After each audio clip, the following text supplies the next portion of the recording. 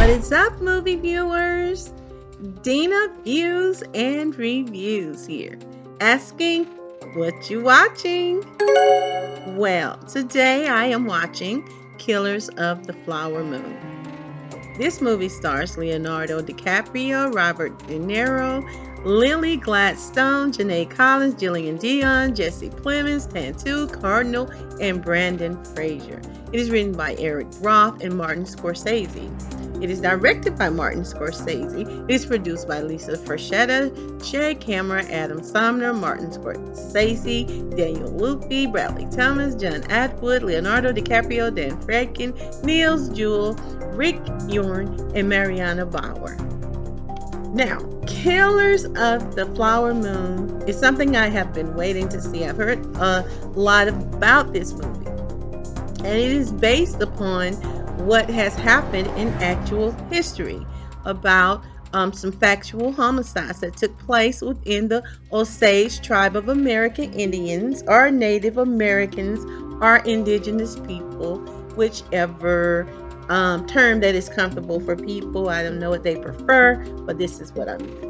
Now, the story focuses on an Osage woman by the name of Mollie Kyle, who was married to a white man called Ernest Burkhart, and he is played by Leonardo DiCaprio. Now, Ernest, again, is a Caucasian and the nephew of what is described as a 32nd degree Mason. He's a crooked local official by the name of William Hale that disguises himself as this beloved friend to the Osage nation of people, and he serves almost as a liaison between the white community and the Osage community. He's just friendly to them all. He is said to be a friend to them all. But he had the nerve to call himself King of the Osage Hills. But learning that this stuff actually happened made this movie more interesting to me. Mollie Kyle was the last full-blooded Osage woman, and she was to inherit the massive wealth that was left behind by those before her. So because she was the last survivor, she inherited a lot of wealth. She, in spite of seeing many of her family and tribe members mysteriously turn up murdered, conveniently leaving again all of their fortune, wealth, land, and rights to their spouses. And these spouses happen to be white people. Or they would use what is called financial guardians, who were also white men. She also decided to marry Ernest Burkhart. Now, I can't understand that for the life of me. This is something I couldn't get. But anyway, the murders of her people is the basis for this, because many of them were all of them were wealthy. This was no secret, of course, to the white people at that time, that these people had wealth. But they decided to marry these people, these Indians or Native Indigenous people. But what is so intriguing with this, these are the same people that invaded their land, this land that we now call America. We are aware that there was some fighting that went on with the Native people, and that they found themselves overwhelmed with the advanced weaponry and the technology that allowed the Caucasians to eventually take over their homeland. And as a result, they were forced onto reservations, territories that they considered to be pretty much wasteland, in an attempt for the invaders to keep what they considered to be prime land or prime real estate for themselves. In their effort to remove the Native people from what was deemed good and fertile land, they would constantly, forcibly push these tribes onto, as I said, what they considered or deemed wastelands, or they were turned into Indian territories. Again, mostly it was terrain that they considered inhospitable or harsh environments. This had been the case for many Native Americans since the Caucasian invasion. And it also had a lot to do with many of the so-called pale faces or no lips seeing these people as less than themselves, as mere savages, unworthy and undeserving of the fertile land. So around the turn of the century, 1870, Caucasian invaders drove them off their original land dwelling in Kansas and onto a rocky landscape, this particular tribe, and what was presumed to be a wasteland of Oklahoma. Little did they know that this land was full of oil, so much so it stunned even the Osage Nation of people to discover the amount of oil that was on that land. Practically overnight, after discovering this oil, this black gold, this Texas tea, the Osage Nation became the wealthiest group of people in the entire country per capita in the early 1920s. Now, the Osage tribe were now a very affluent people. The oil lease paid the Osage Nation more than $30 million in 1923 alone. 1923. $30 million, that would be a bit over $400 million today. So the tribe distributed the royalties equally amongst their tribe members, which were thousands. And their shares were known as head rights, meaning that they could not be bought or sold, only inherited. Any outsiders had to either marry into an Osage family or become a legal guardian. Now, this greatly increased the number of European settlers that wanted to marry people who were from the Osage tribe. These are the exact same white people, once again, that saw them as savages before. They treated them cruel. They were prejudiced against them. But now these European invaders shared pure love. They wanted to be with them before they had this name for their very existence. Now they were intermarrying with them at a very enormous rate, and Osage women were said to be the objects of hot pursuit and perfection by white suitors. And it wasn't for the customs of beauty, it was for the money. As their prosperity increased and increased, so did the number of the people, Osage people, deaths increased, and they were from mysterious circumstances. The white invaders saw this wealth and they wanted a piece of this wealth for themselves, so they came together, developed and organized a strategy that whereby they could legally have rights and own and control the wealth from these people.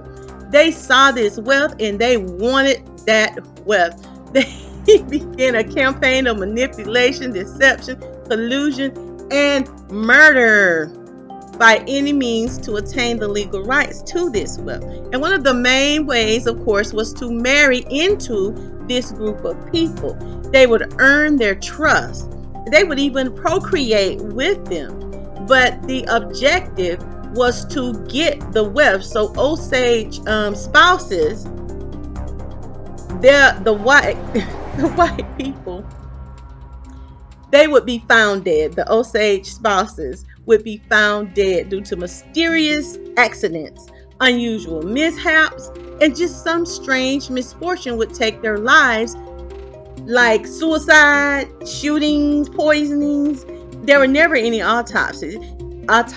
There was just rush death certificates. And this meant that the white spouse or the white court-appointed guardian would receive and obtain all of the rights to their massive wealth, their oil wealth, and inherit Osage property as well. The scheming and looting of Osage money and wealth was so shamelessly corrupt that lawyers were moving into that region specifically to serve as financial guardians of members of the Osage Nation. These so-called guardians were a result of the federal government passing a law in 1921 that required Osage tribe members to prove their competency, which, if they could not prove it, they would be assigned a financial guardian. And these were just crooked white people or lawyers who were very happy to and eager to become guardians, for it allowed them to steal their money and inherit it upon the death of the Osage person that they were in charge of. It was determined by the Indian Rights Association that these so-called guardians had stole at least $8 million directly from these restricted accounts they were to oversee. They were guilty of withholding their funds from them from denying access to their money. They were overcharging them, and simply they were just ripping these people off. Now the records indicated one guardian in particular had 8 of his 11 wards conveniently died. Mysterious deaths. And there was another with 13 and half of his wards also mysteriously died.